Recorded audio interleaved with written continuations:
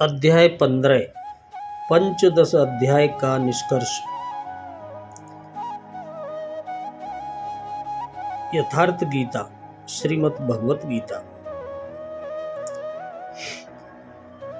इस अध्याय के आरंभ में योगेश्वर श्री कृष्ण ने बताया कि संसार एक वृक्ष है, पीपल जैसा वृक्ष है। पीपल एक उदाहरण मात्र है।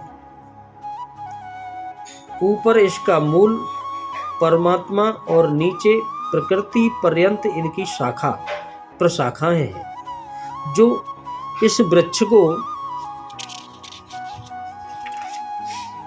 मूल सहित विदित कर लेता है। वह वेदों का ज्ञाता है। इस संसार वृक्ष की शाखाएं ऊपर और नीचे सर्वत्र व्याप्त है और मूलानी उसकी जड़ों का जाल भी ऊपर और नीचे सर्वत्र व्याप्त है, क्योंकि वह मूल ईश्वर है और वही बीज रूप से प्रत्येक जीव हृदय में निवास करता है। पौराणिक आख्यान है कि एक बार कमल के आसन पर बैठे हुए ब्रह्मा जी ने विचार किया कि मेरा उद्गम क्या है। जहाँ से वे पैदा हुए थे उस कमल नाल में प्रवेश करते चले गए। अनवरत चलते रहे, किंतु अपना उद्गम न देख सके, पता ही न चला। तब हताश होकर वे उसी कमल के आसन पर बैठ गए, चित्त का निरोध करने में लग गए और ध्यान के द्वारा उन्होंने अपना मूल उद्गम पा लिया। ध्यान से ही परमात्मा तत्व को जाना जा सकता है। परम तत्व का साक्षात्कार किया। ब्रह्मा जी ने स्तुति की। परम स्वरूप से ही आदेश मिला कि मैं हूं तो सर्वत्र, किंतु मेरी प्राप्ति का स्थान मात्र एक ही है, हृदय है। हृदय देश में जो ध्यान करता है वह मुझे प्राप्त कर लेता है। बोलो राधे राधे। ब्रह्मा एक प्रतीक है। योग साधना की एक परिपक्व अवस्था में इस स्थिति की जागृति है। ईश्वर की ओर उन्मुख ब्रह्म विद्या से संयुक्त बुद्धि ही ब्रह्मा है। कमल पानी में रहते हुए भी निर्मल और निर्लेप रहता है।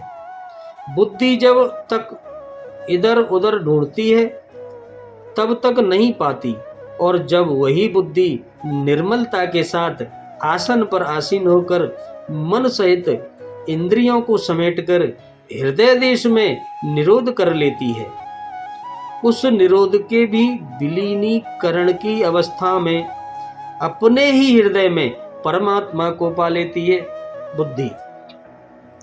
यहाँ भी योगेश्वर श्री कृष्ण के अनुसार संसार वृक्ष है, जिसका मूल सर्वत्र है और शाखाएं सर्वत्र है। कर्मानुबंधिनी मनुष्य लोके, कर्मों के अनुसार केवल मनुष्य योनि में बंधन तैयार करता है, बांधता है। अन्य योनियां तो इन्हीं कर्मों के अनुसार भोग भोगती हैं।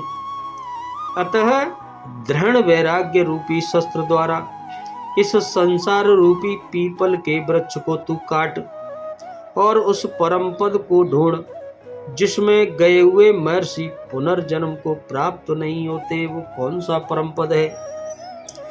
कैसे जाना जाए कि संसार वृक्ष कट गया?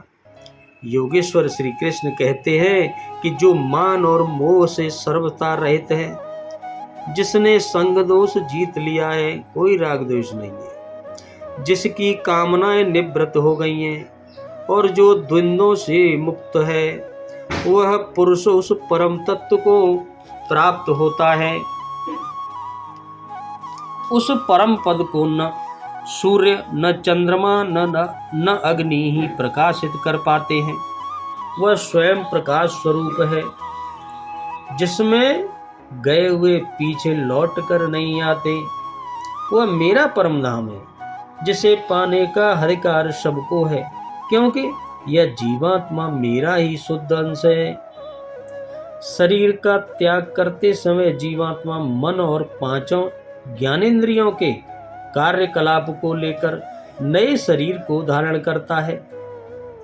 संस्कार सात्विक है तो सात्विक स्तर पर पहुंच जाता है, और संस्कार राजसी है तो मध्य स्थान पर, और संस्कार तामसी रहने पर जघन्य योनियों तक पहुंच जाता है। कीट पतंग आदि तथा इंद्रियों के अधिष्ठाता मन के माध्यम से विषयों को देखता और भोगता है। यह दिखाई नहीं पड़ता, इसे देखने की दृष्टि ज्ञान है। किसे देखने की? मन को।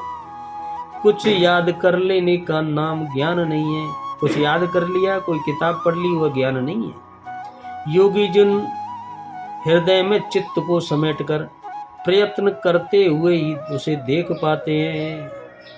अतः ज्ञान साधन गम्य है। हाँ, अध्ययन से उसके प्रति रुझान उत्पन्न होती है, पढ़ने से रुझान मिलता है। संशय युक्त अकृतात्मा लोग प्रयत्न करते हुए भी उसे नहीं देख पाते। यहाँ प्राप्ति वाले स्थान का चित्रण है। अतः उस अवस्था की विभूतियों का प्रभाव स्वाभाविक है। उन पर प्रकाश डालते हुए योगेश्वर श्री कृष्ण कहते हैं कि सूर्य और चंद्रमा में मैं ही प्रकाश हूँ, अग्नि में मैं ही तेज हूँ, मैं ही प्रचंड अग्नि रूप से 4 विधियों के परिपक्व होने वाले अन्न को पचाता हूँ।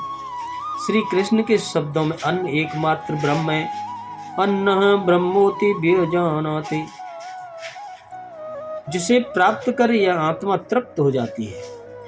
बेखरी से परापर्यंत अन्न पूर्ण परिपक्व होकर पच जाता है, वह पात्र भी खो जाता है।